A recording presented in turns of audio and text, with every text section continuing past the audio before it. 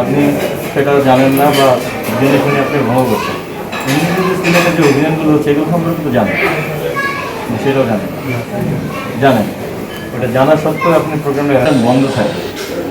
আপনার এখানে কয়জন মাস্ক পরে আছে, গেস্ট খাচ্ছে, মাস্ক তো করা নেই, স্বাস্থ্যবিধিকে মানা হচ্ছে, ছবি তুলতেছে বর কোনো একটা স্বাস্থ্যবিধিকে মানা হচ্ছে, আপনি পাচ্ছেন না, সেটা পরের কথা। স্বাস্থ্যবিধি প্রথমেই তো না করা হয়েছে সরকার, তাই না? প্রথম শর্তই তো আপনি ভঙ্গ করেছেন, তাই না?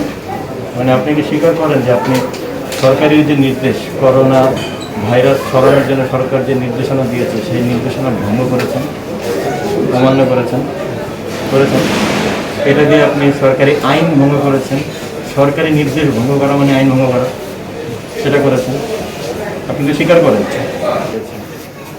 যে ওখানে জরিমানা করতেছে, আমি যদি প্রোগ্রামটা করি আমি কোনো ঝামেলায় পড়বো কিনা, এটা কি এখন একবার মনে হলো না আপনার?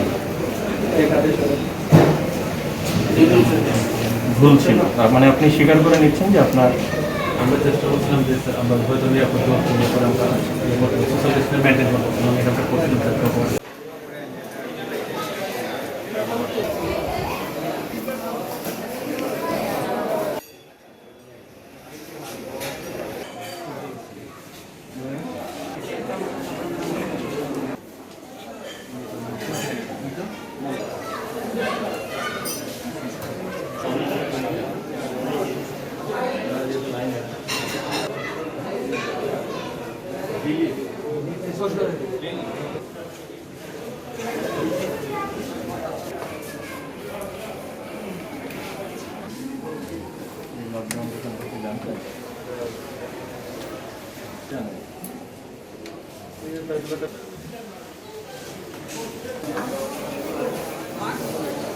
নির্দেশিত করোনা নীতিমালা ভঙ্গ করেছেন।